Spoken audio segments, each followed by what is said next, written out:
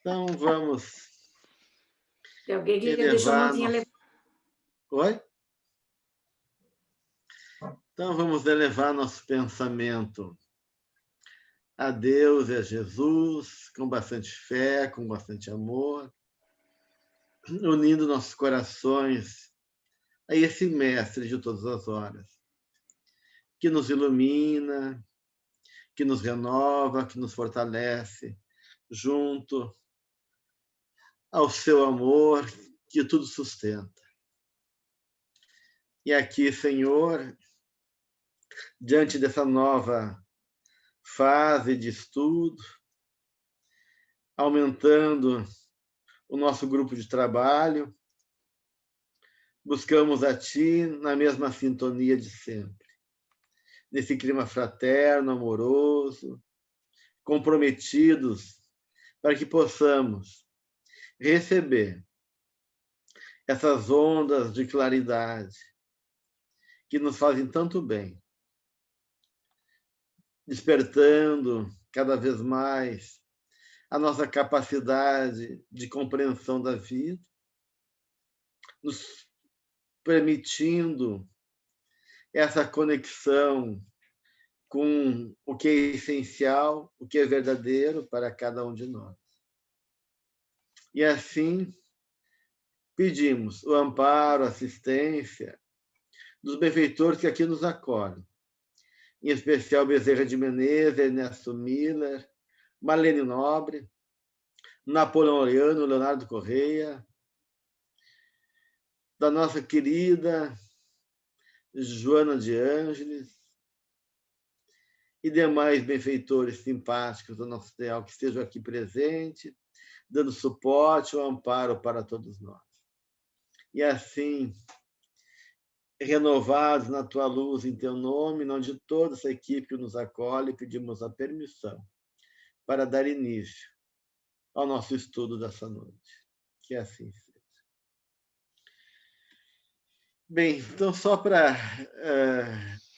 acho que todo mundo já mais ou menos se conhece, mesmo sendo de grupos diferentes. Acho que muitas pessoas no movimento aí devem ter conhecimento um do outro, mas se não, a gente vai se conhecendo aos poucos, né? E se familiarizando com aqueles que a gente não tem muito contato.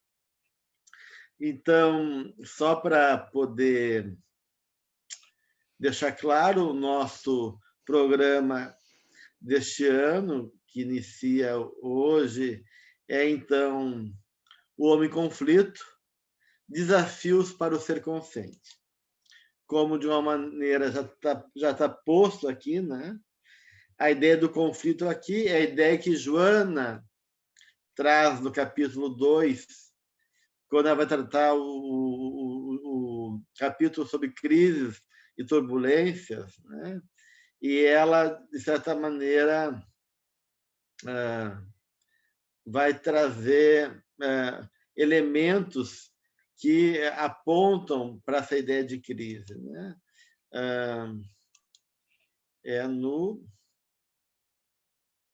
Eu falei certo? Encontro com a paz e a saúde, crise e turbulência, tá? Então, nele, ela vai trazer a ideia de crise, vai trazer a etimologia da palavra pelo sânscrito, né? Que quer dizer kri, ou kir, desembaraçar ou purificar, que dá origem à palavra acrisolar e crisol. E ela faz uma relação, então, da crise como um crisol, uma substância química que serve para depurar, né, a sujeira do ouro e de outros metais preciosos. Quando são derretidos, esse crisol se mistura e é uma forma, então, de purificar o ouro.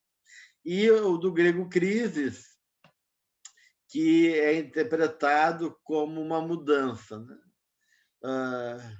Ou seja, a ideia de conflito que tem lugar em qualquer momento da nossa vida e que estão presentes por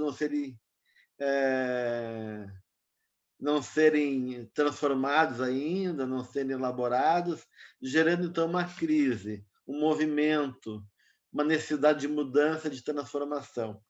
E para os chineses, crise quer dizer o Weiji, que é uma junção de perigo e oportunidade. Então, esse é o significado de crise para os chineses: perigo e oportunidade. Então, de uma maneira, a ideia é essa, né, gente? De poder trabalhar nessa proposta do programa de agora, né? O homem em conflito, desafios para ser consciente, trabalhar essa ideia de crise, né? Como um desafio mesmo, né? Como um pedido da alma para ser trabalhada, para ser reconhecida e assim gerar consciência, gerar transformação e mudança. Então, todo conflito, toda crise, ela pode ser positiva se a gente puder, de alguma maneira, tirar dela o sentido que está movendo e os elementos estão pedindo ser reconhecidos através daquela crise, daquele conflito. Mas também, como diz ali o termo chinês, o Weiji, também é um momento de perigo, porque se na crise pode ser despertado forças criativas que venham ao nosso socorro, elementos que estão lá ligados ao nosso self, né? No nosso essência espiritual, onde tem a sabedoria escrita pelas leis naturais que estão na nossa consciência mais profunda, e elas são ativadas como uma forma de poder ir em frente, né? Como seres inteligentes que somos, os espíritos são os seres inteligentes que povoam o universo, a gente poder, de uma maneira, então, exercitar nossos recursos e avançar. Mas, ao mesmo tempo, essas crises desestabilizam, geram dor, despertam muitas vezes também o pior de nós, revolta, medo e assim por diante, provocando uma série também de perturbações e de estados emocionais negativos. Então, a gente vai poder estar falando sobre isso durante o nosso percurso, né? E a ideia aqui com vocês, né, é que a gente possa debater. Eu não gostaria, porque o introdutório, que foi o módulo 1, foi um módulo onde a gente estava trabalhando os conceitos do Jung, que a Joana utiliza, a compreensão dela desses elementos psicológicos.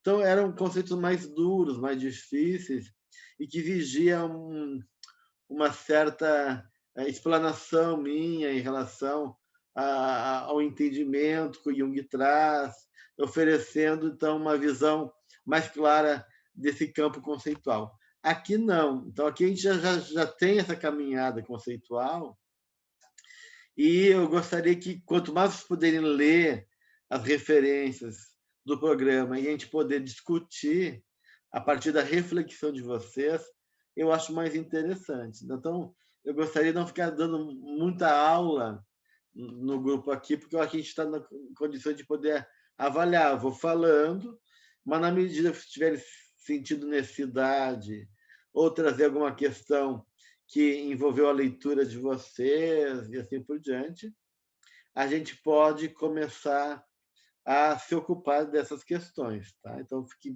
bem à vontade em relação a isso, tá?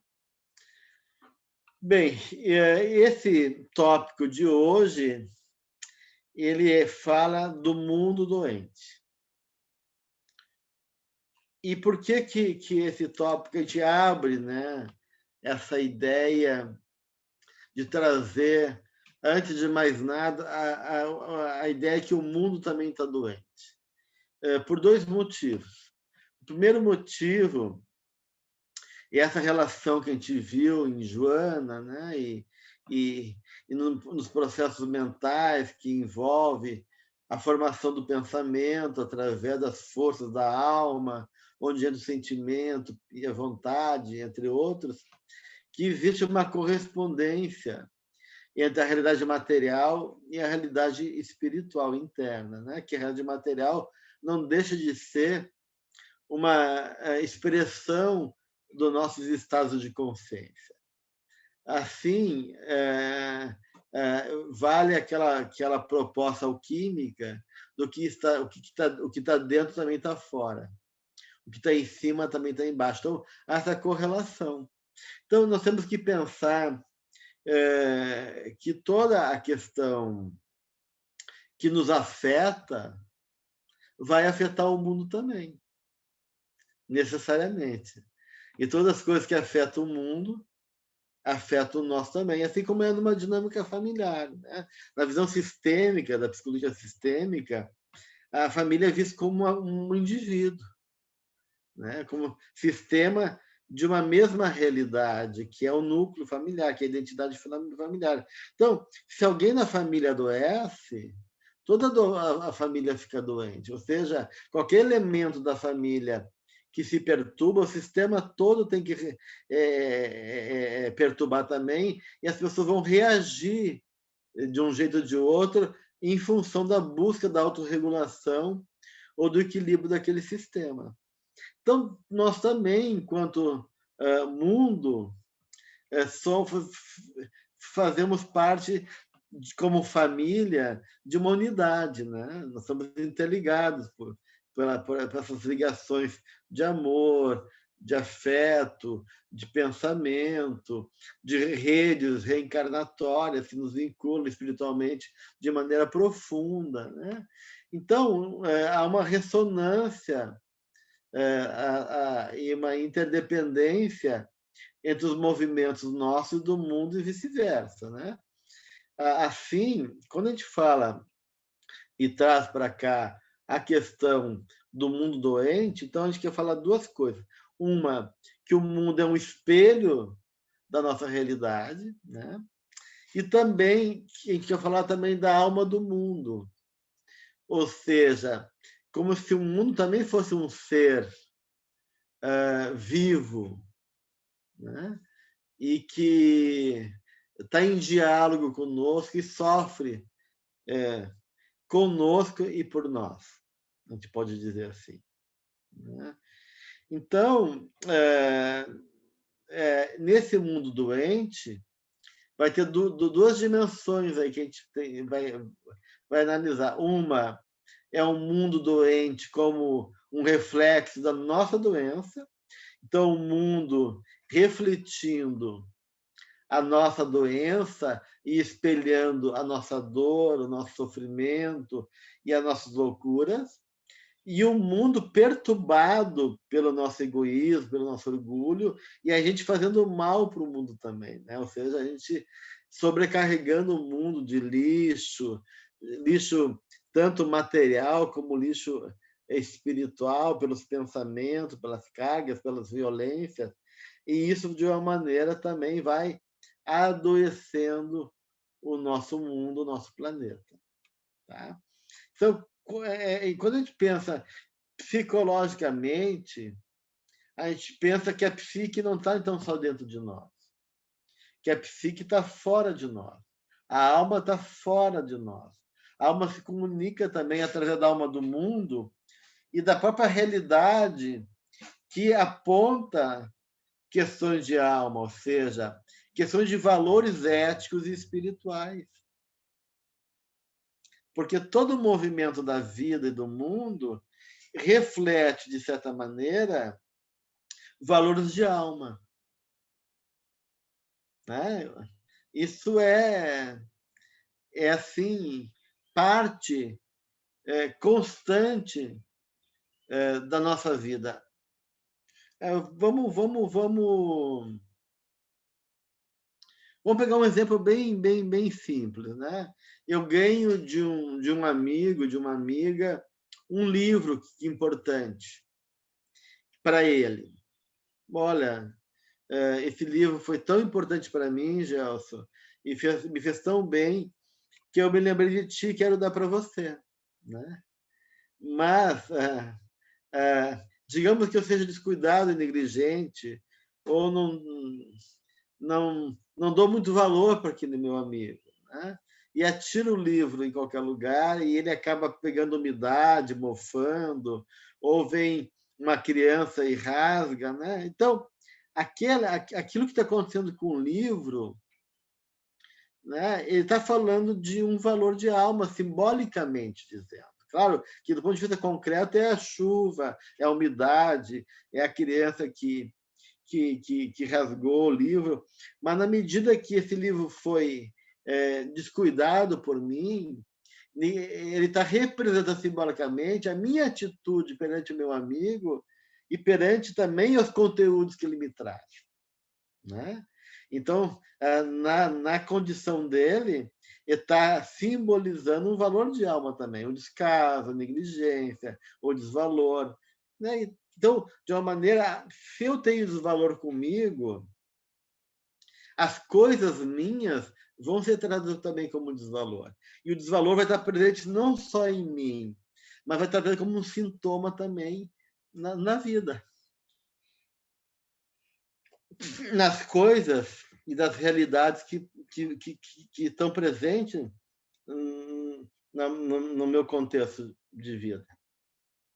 Então, a gente pode pensar, por exemplo, fazer toda uma análise psicológica do homem analisando o mundo.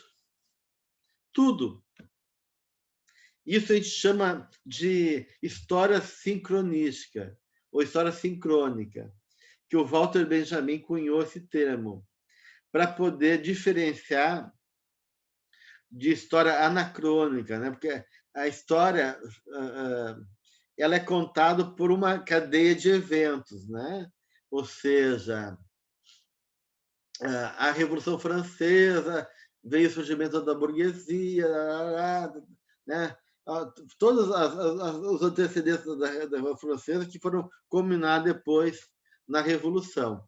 Então, a gente pode pensar a questão da história a partir de fatos e eventos que vão se constituindo, dando margem a consequências, a outros eventos. Na história sincrônica, a gente vê a história a partir do momento que está se apresentando a história, ou seja, do espírito da época. Então, no momento da Revolução Francesa, que tipo de arte se fazia? Quais eram as descobertas que estavam sendo apresentadas? Que tipo de mentalidade, de atitude? Como é que era a arquitetura da época? Como é que eram as relações sociais? Então, de uma maneira, a Revolução Francesa não está separado com os modos de ser de cada um e da própria realidade, da própria sociedade, da própria cidade, né? Então, a gente pode pensar, por exemplo, fazer uma análise dos prédios, uma análise da economia, uma análise da arte, que tipo de arte se faz, que tipo de temas e de filmes são veiculados nesse momento. E todos esses elementos aí da realidade, arte, arquitetura, a questão da logística das cidades, o trânsito, etc., etc., vão refletir questões nossas, né? Então, isso é importante. Então, a gente pode pensar realmente numa economia maníaca, né, que é instável, uma hora tem depressão, outra hora tem dinheiro, outra hora não tem dinheiro. A gente pode pensar num prédio anoréxico, sem cor, cinza, pela fuligem da poluição. Então, o mundo também vai falar da sua dor na maneira como ele se apresenta para nós, né? E isso é importante a gente entender isso. E às vezes a gente não percebe que a nossa dor também é feita pelas condições que o mundo nos apresenta. De repente, se eu estou num ambiente com um teto muito baixo, com um tipo de luminosidade que é desfavorável, onde não entra a luz do sol, aonde não circula o ar, então aquele ambiente é quase um caixão, né? Só falta eu dizer que estou morto, porque não tem nada de vida circulando ali, né? Então, de uma maneira, aquele ambiente vai refletir um sintoma e vai me afetar psicologicamente. De repente, eu vou ficar mais deprimido, ou vou ficar com dor de cabeça, ou vou ficar mais cansado, ou vou ficar super estimulado. Então, de uma maneira,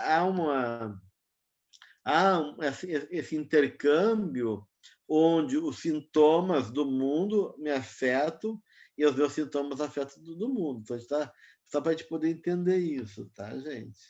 Que isso é importante a gente pensar. Né?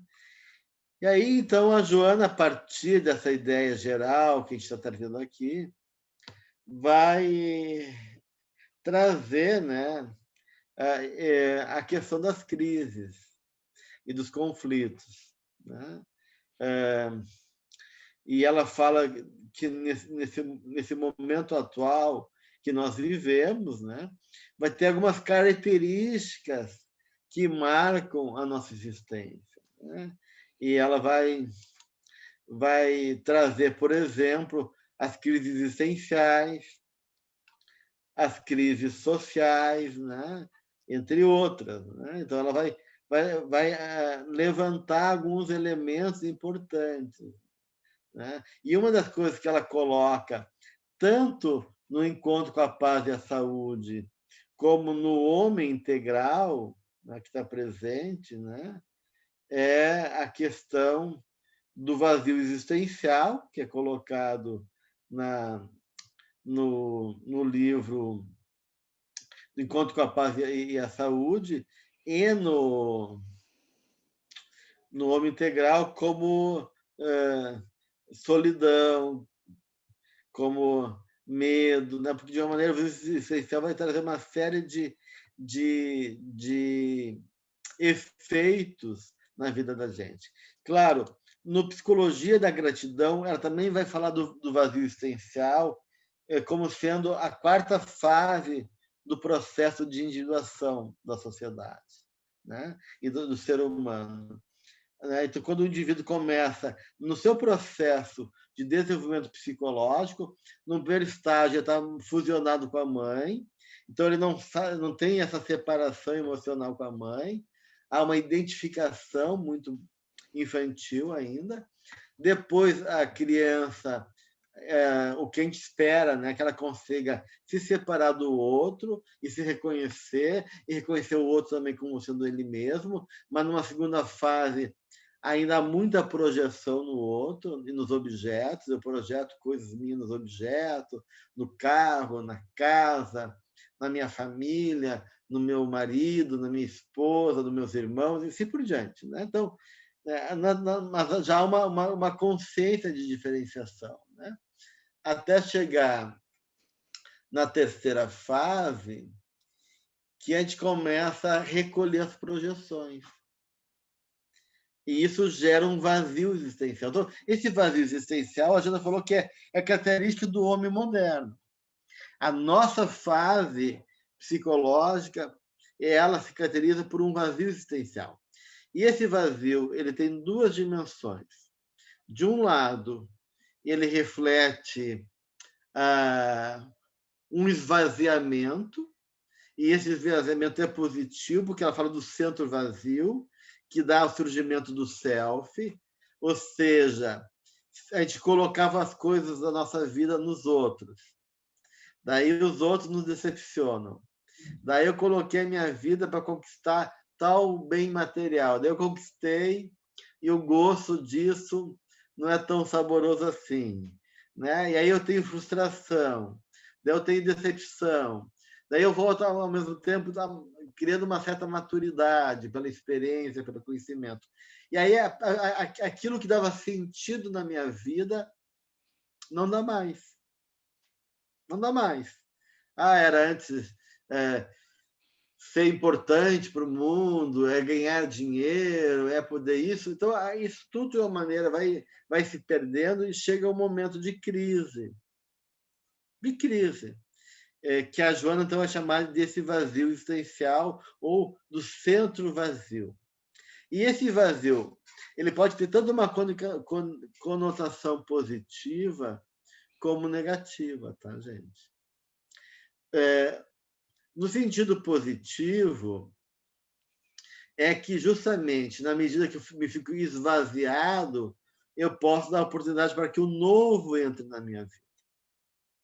Que eu possa realmente, nessa crise de vazio, poder, de uma maneira, romper com as ilusões que me sustentavam antes, que agora não me gratificam mais, e me voltar para dentro, para o meu mundo interior, para a minha vida interior.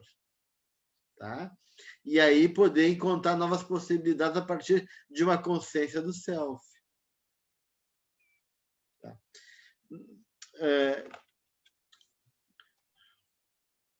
Quando eu falo vida interior, só queria conceitar uma coisa importante. Em psicologia junguiana, principalmente na visão arquetípica, quando ele fala vamos voltar para o interior, vamos voltar para dentro, não é só para dentro de mim, tá, gente? O exercício de fazer vida interior é um exercício de aprofundamento e reflexão. Então, para a psicologia, todas as coisas têm interioridade, têm vida interior. Então, a vida interior não é só ir para dentro, é ir para fora também. Mas ir para fora com uma atitude adequada, buscando não os fatos, porque fatos é a vida material, é a realidade crua, é a condição presente. Agora, quando tu transforma fato em experiência, aquilo tomou um caráter psicológico para ti.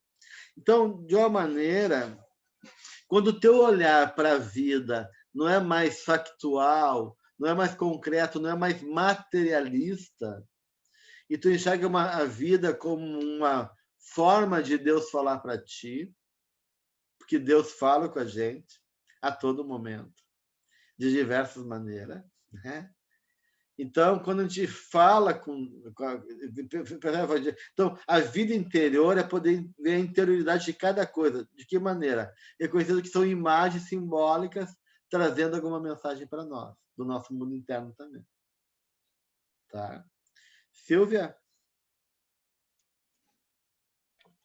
Isso que você estava falando sobre você ter conquistado alguma coisa. Normalmente, essa falha, esse vazio, é porque as pessoas estão tentando conseguir coisas materiais que são fora dela, não? Não é uma coisa de dentro, uma coisa que ela está se enriquecendo. Que a Joana também fala, e o Jung também é bem claro nisso, na introdução do livro que ele escreveu, O Homem Santo da Índia, que ele faz essa análise que é profética, que o homem moderno estava caminhando para o que nós estamos vivendo agora, esse vazio total e cheio de propriedade, cheio de coisas, de facilidades, né? Quer dizer, quando ele escreveu, ele realmente disse o que nós estamos vivendo agora. Quer dizer, porque nós procuramos fora de nós nos preenchermos. É isso? Seria essa... Exatamente. Daí tu pode tanto começar a fazer um caminho positivo, esse vazio força a tu tomar consciência, ou o contrário, tu quer compensar esse vazio, né, Silvia? Preenchendo com mais coisa ainda.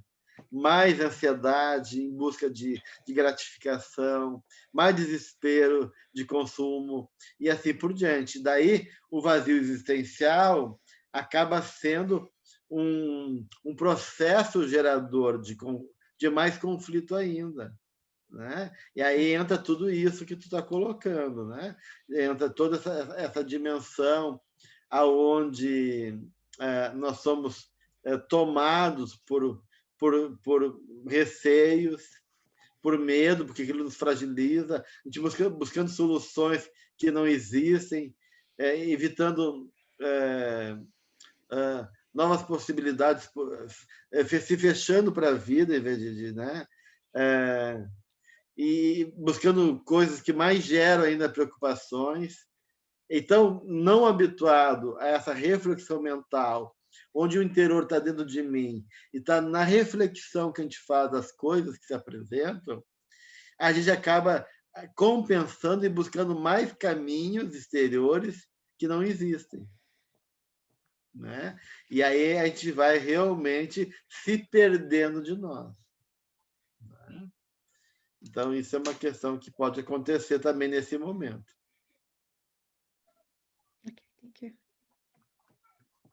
A Kate está colocando o quê, Kate? Aqui eu não entendi. Não seria a causa dentro da lei da causa e efeito, o fato? Isso, se o fato a gente não poderia colocar como significar a causa, por exemplo, porque se a gente procurar, o efeito, seria o efeito dentro de e o que a gente tem que, na verdade, analisar é a causa, que seria uma coisa mais profunda. Na verdade, do ponto de vista psicológico, né, o fato é o efeito e a causa simultaneamente, né? Porque aquele fato é resultado de coisas que eu fui construindo ou deixando de reconhecer e foi se apresentando, e, ao mesmo tempo, aquele fato que é consequência do meu passado também é possível de ser uma causa de uma renovação, de um processo de transformação, de mudança, se eu conseguir entender ele e a partir do ponto de vista psicológico, ou seja, a partir do ponto de vista da alma. Então, na verdade, o fato ele tem duas facetas, né? Tem duas dimensões. Uma que aponta para trás, aponta para o passado, aponta para a causa, e uma que aponta para frente, né? Com possibilidade de construir novas causas, né? Então, um efeito do passado e causa de possibilidades novas na nossa vida. Então, ao mesmo tempo, é causa e efeito. Eu sou Li, quer colocar alguma coisa? Eu queria perguntar o seguinte, se eu compreendi que você falou assim que o mundo é influenciado pelo nosso comportamento. E daí, como é que fica, por exemplo, você, no país bem desenvolvido, eu moro num país bem desenvolvido, Doc. Então, como é que fica o karma, então, desse país? As pessoas terão muito mais responsabilidade sobre o que está acontecendo no país. Por exemplo, tem crises também. E como é que é? É proporcional? Você falou aqui de momento, a partir do momento do espírito da época. Então, como é que é? Tem aspectos que são mais gerais do planeta como um todo, né? E tem aspectos que é mais particular de cada nação, de cada cultura, né? Vai ter elementos que são questões que se apresentam para a humanidade como um todo, e tem questões que são mais envolvidas a dinâmica e as características do comportamento de cada cultura, de cada nação. Então, as duas coisas vão estar acontecendo, né? E, de certa forma, essas crises são processos que todos nós vamos passar de um jeito ou de outro, né?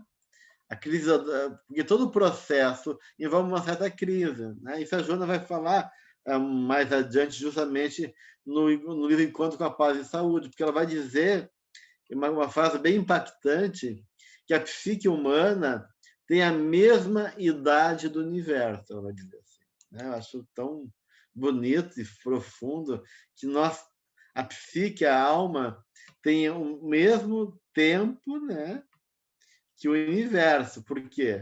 Porque mesma idade, porque na medida que o universo começou a ser criado, nós também, como mônada divina, com o princípio espiritual, começamos a ser criados consequentemente junto, né?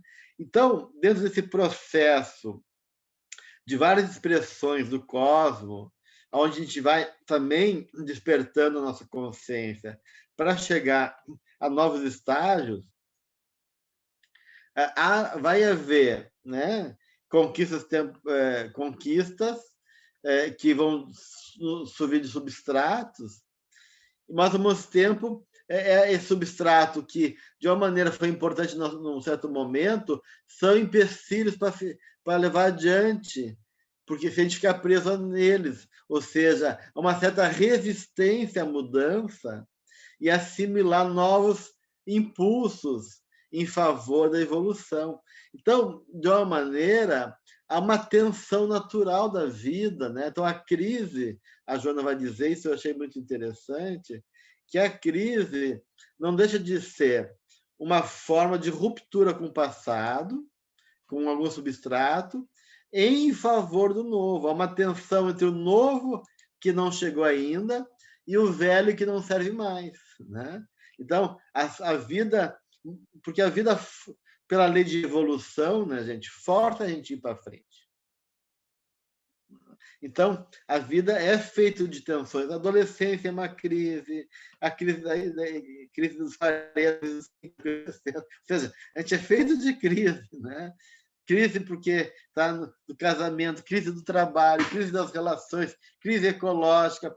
Então, tem um aspecto da crise que faz parte da dinâmica, né, da vida, nessa tensão de forças, que é o próprio movimento da vida, e dentro dessa tensão vai se apresentar daí elementos, né, que a gente vai ter que lidar, que refletem aspectos do nosso comportamento, nossa negligência. Então, aí entra a questão kármica, né, que foi trazida, né, pela Sueli. Ou seja, o que nessa história toda tá trazendo um acúmulo e uma dimensão de aspectos, de questões que eu fui me comprometendo pela minha atitude, pelo meu descaso, ou pela minha ética ainda presa no egoísmo, no orgulho. E tudo isso vai se juntar, né, numa grande rede de eventos que vai se apresentar na vida da gente através dos momentos que o mundo passa, né? Porque há uma individuação do mundo também, né? O planeta também está evoluindo. O planeta tem que evoluir. Tanto é que aqueles que não conseguem acompanhar a evolução do planeta têm que dar o fora, né? Tem que abrir mão e ir para um outro lugar, porque o planeta também evolui de uma certa forma. Então, isso tudo tá em jogo, né, gente? Bem, então, eu vou... Passa rápido o nosso tempo, então eu vou ir um pouquinho para o Homem Integral, porque ela vai falar da crise existencial, ela vai falar das crises gerais, das crises sociais, né, que envolvem todo esse processo da nossa caminhada, né? Essa crise se dá de vários âmbitos e de uma maneira ela já coloca aí no Encontro com a Saúde, que já é um reflexo desse jogo, né, do self, do ego, onde a sombra ali está sendo projetada e está se mostrando e precisa ser reconhecida.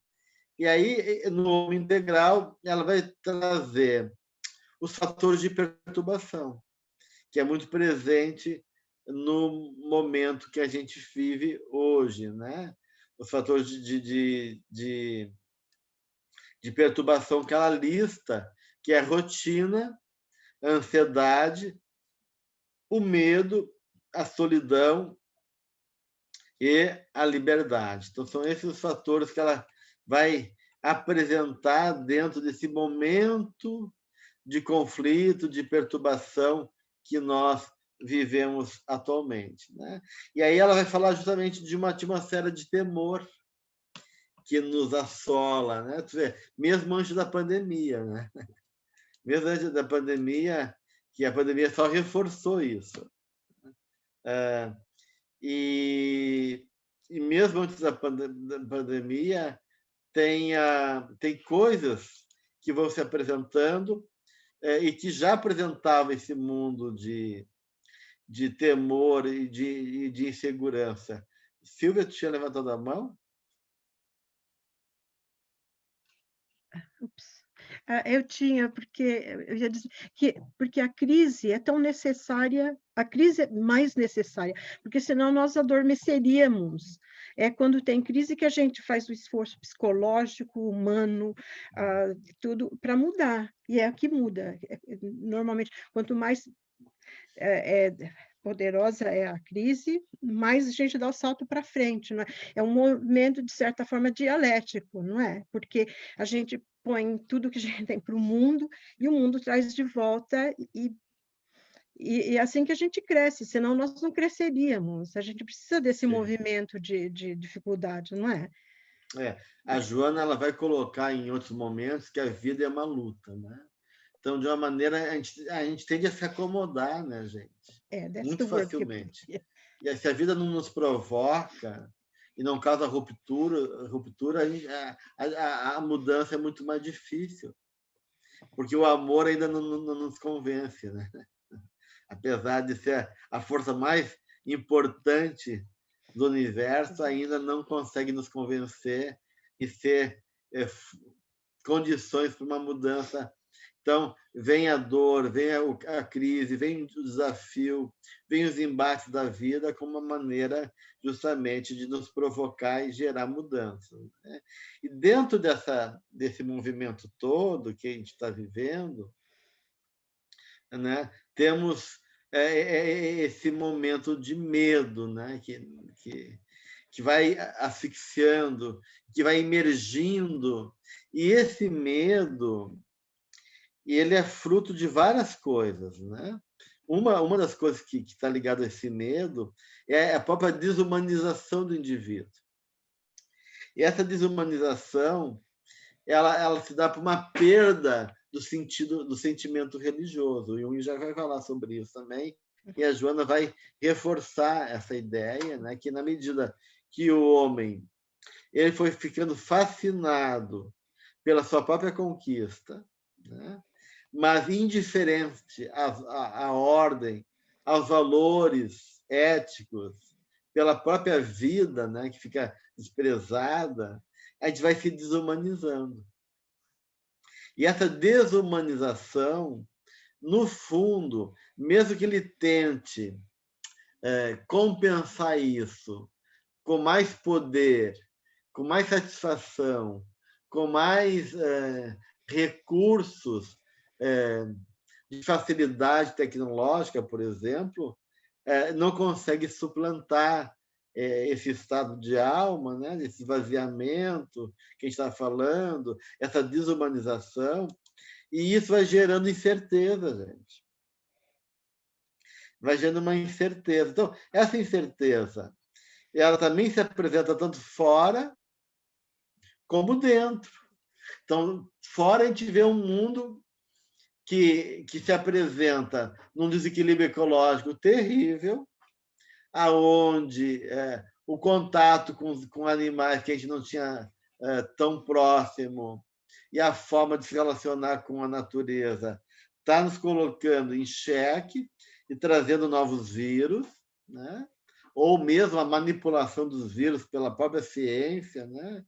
Que pode também gerar esse tipo de coisa.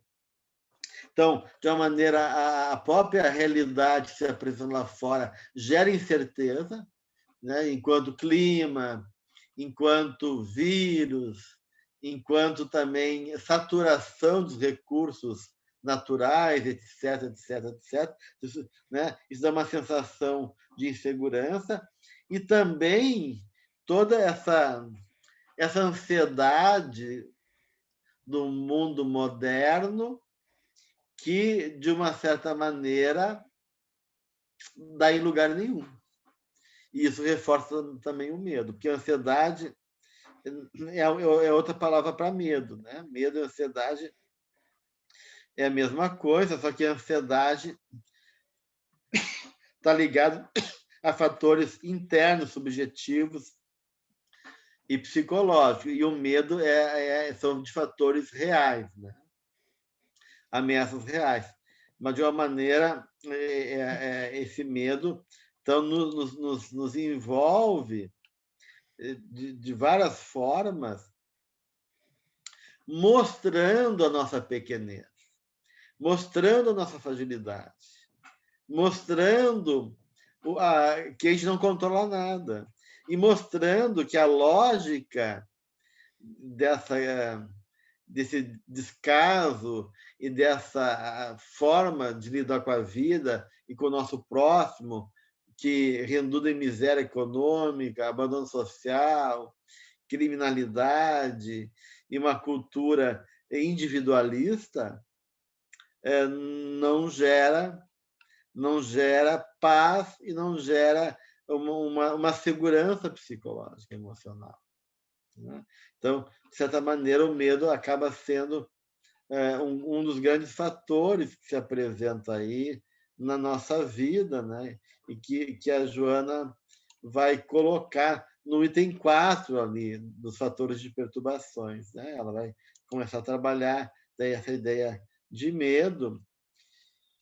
E aí, dentro dessa ideia de medo, né, tem vários aspectos importantes, porque o medo ela vai colocar ali, é uma coisa que o André Luiz coloca, que o Manuel Filon de Mena coloca, que nós percebemos do ponto de vista clínico, que o medo é o fator, é um dos maiores fatores de desorganização psicológica. Então, a culpa e o medo são os fatores que mais geram perturbação e loucura. Né? Então, isso tudo está ligado à questão do medo. Né? E aí a gente vai, claro, juntando fantasias internas, ou mesmo do nosso passado, seja dessa vida ou de outra vida, de coisas que a gente tem medo de que a gente viveu e não estão resolvidas, medos anteriores que começam daí a serem despertados, e esse medo começa a penetrar nossa vida de várias maneiras, e quando vê, a gente está não só nessa ansiedade, né, mas de uma maneira em outros comportamentos, como fobias, não só e outras síndrome de pânico, que depois a gente vai aprofundar um pouquinho mais esses elementos na medida que a gente vai avançando aqui no nosso estudo. Né? Eu não sei se a Vilgen quer falar alguma coisa. Eu só queria fazer uma pergunta, porque o senhor falou que tudo que está dentro está fora, né? Sim. Até que ponto esse medo, porque a Joana coloca nos livros dela, que é um dos principais problemas da alma, até que ponto esse medo reflete o espírito da época que a gente está vivendo agora?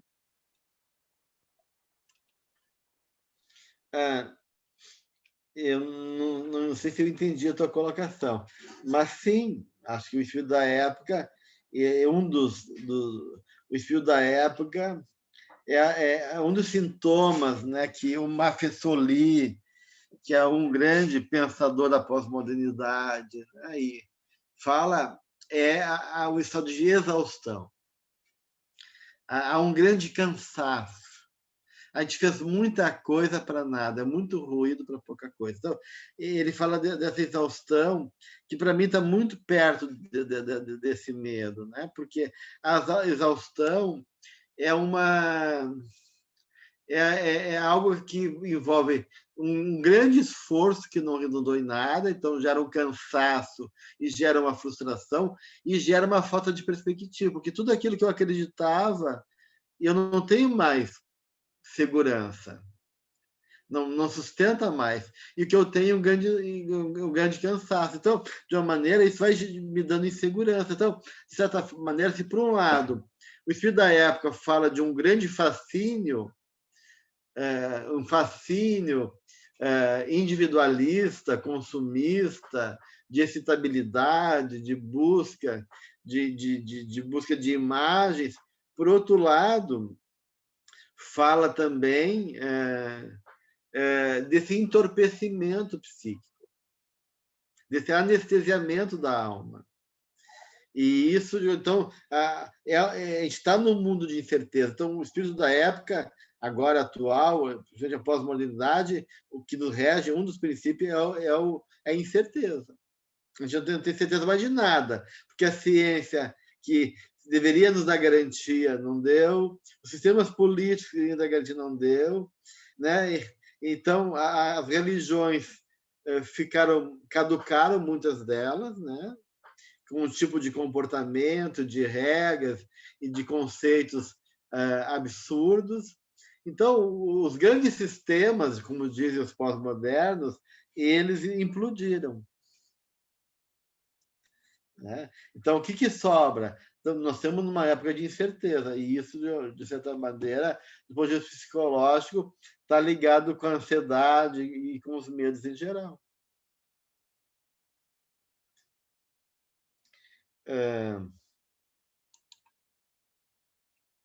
Bem, gente, nós temos que avançar. Eu não vou poder ficar, né, no item 1 semana que vem, porque a gente tem que avançar, mas como doenças contemporâneas e os estão tudo junto, a gente vamos agregando coisas. Então, se tem as outras leituras para o próximo semana, mas se tiver elementos que a gente não contemplou, porque a gente nem tem muita coisa que a gente nem citou da Joana, dos capítulos que ela ofereceu para nós a partir do nosso tema, pode ser retomado também nos outros encontros, né? Então, não quer dizer que nós vamos ir lendo, se pode fazer relação, né? A semana e na Joana eu li tal coisa, mas na semana passada ela trouxe tal elemento, eu queria juntar essas duas coisas, entender melhor, ou para mim isso tem a ver com aquilo. Então a gente pode, de uma maneira, ir aos pouquinhos e acrescentando os referenciais bibliográficos, mas não precisa abrir mão dos elementos que ficou para trás, tá, gente? Alguém tem alguma questão ainda em relação aos elementos que ela nos deixa como referência? Alguma coisa da leitura que queiram sublinhar ou colocar ainda? Eu que tenho pena, Doc, desculpa, mas eu queria falar agora rapidinho, porque eu estava pensando, enquanto você estava falando por último, os últimos 10 minutos, os índios, esse povo tão maravilhoso que não tem nenhuma neurose, não tem nada. E como é que ficam? Eles são privilegiados, então? Eles têm muita neurose, Solim. A Marie quer falar também. Eles têm neurose. Os índios Caigangue aqui no sul a gente tem os Guarani, os Minuanos, os Charrua, os Caigangue. A maioria é o Caigangue e Guarani. E os Caigangue há um índice enorme de alcoolismo e de suicídio. Né? A gente vê quanto mais o grupo indígena interagem com a realidade dos homens, né, da cultura que não é deles, mais eles se perdem. Os Guarani não. O Guarani mantém uma saúde e mantém uma certa sabedoria até que eles trazem para a gente estuda muito a língua Guarani e a cultura Guarani. Por quê? Porque eles dizem assim que a vida deles é construída na religião. Né? Então, o princípio religioso une eles, criando uma consciência em relação à vida que faz com que eles não se percam tanto em relação aos Caigangue. Mas, mesmo assim, há muitas questões aí, e eles também sofrem das suas dúvidas, neuroses, assim por diante. Foi a época que índio não era neurótico. Né? Maria? Boa noite a todos. Olha, eu estava aqui pensando quando você falou o negócio da ansiedade, das fobias, dos pânicos. Então, seria isso um fator muito tendência ao suicídio, né? Porque quando as pessoas começam a ficar cansadas exausta, elas falam exatamente, porque, bom, infelizmente eu já tive a oportunidade de conhecer pessoas que passaram ao suicídio e que diziam exatamente isso. Eles estavam cansados, exaustos da situação onde eles não conseguiam mais vivenciar. E como é que a gente faz numa situação dessa? Porque pode acontecer conosco também, né? É complexo. A gente vai ter acho, não sei se é nesse ano, mas sobre suicídio, a gente vai falar um pouquinho mais. Mas a gente pode pensar, mas é justamente isso, realmente, o sentimento de desesperança e de não compreensão, de não conseguir, não acreditar que possa ser ajudado, é uma das queixas mais fortes na ideação suicídio. Às vezes também tem muita revolta, muita raiva, né? Seja do mundo ou contra eles mesmos. Então, isso é um fator realmente muito presente. Tanto é que o índice de suicídio tem aumentado bastante no mundo. Muito. E o Toynbee e o Sorokin, que são historiadores, eles dizem que eles fizeram assim, um levantamento de quando uma sociedade entra em colapso, as civilizações entram em colapso, e dos fatores psicológicos que como característica de uma sociedade que entrou em colapso é justamente o aumento da doença mental e do suicídio. Isso é um indicativo que uma sociedade está chegando numa situação de colapso. Então, e o suicídio tem aumentado, justamente porque tem a ver com tudo isso, sim, que a gente está falando, né? Uhum. Porque, inclusive, na região aqui da Bretanha, onde eu moro, na Côte d'Armor, é o lugar onde, na Bretanha, aqui em Bretanha tem muito suicídio, mas na Côte d'Armor é o lugar onde tem mais suicídio. É horrível. Muito suicídio. Muito suicídio. A Holanda tem um grande índice, a Alemanha tem um grande índice. Eu não me lembro agora de cabeça, mas dos países que mais suicidam, Suécia. Eu acho que a Holanda é um dos maiores, eu acho, se eu não me engano. Mas são questões... E aqui na França, é a Bretanha, então, que é a região da Bretanha, é onde tem mais suicídio, em toda a França. Em toda a França. Aqui no Brasil, é a região aqui do Sul também, que é o maior índice de suicídio do Brasil, é aqui no Rio Grande do Sul. Muito então bem, gente. Então, estamos no nosso tempo esgotado, mas aí semana que vem a gente continua, tá? Então, já pode ir lendo também o material do item 2, para a gente já poder ir juntando e continuar pensando as questões do nosso momento atual, tá bom? Alguém faz a prece de encerramento? Eu faço. Okay. Chegarmos à conclusão dessa aula, de iniciamento de um novo programa de trabalho, com os nossos corações cheios de luz, de entendimento, pedimos, Senhor, que a sua luz divina esteja sobre nós, sobre todos aqueles que têm intenção de se melhorar e de se ajudar, não só nesse grupo magnífico, mas também em todos aqueles seres humanos que estão passando pelas dificuldades, que estão sobrepassando e se melhorando. Pedimos, Senhor, a força e a coragem para que possamos fazer o melhor que nós possamos, para melhorarmos e para ajudarmos todos aqueles que vêm perto de nós. Abençoe na sua luz divina todos aqueles necessitados e os nossos pensamentos de amor, de paz, de cura, vai para a Índia, para o Brasil e para todos esses países que ainda tem tantas pessoas perdendo a vida com esse novo vírus. Senhor, tenha piedade de nós hoje e sempre. Que assim seja.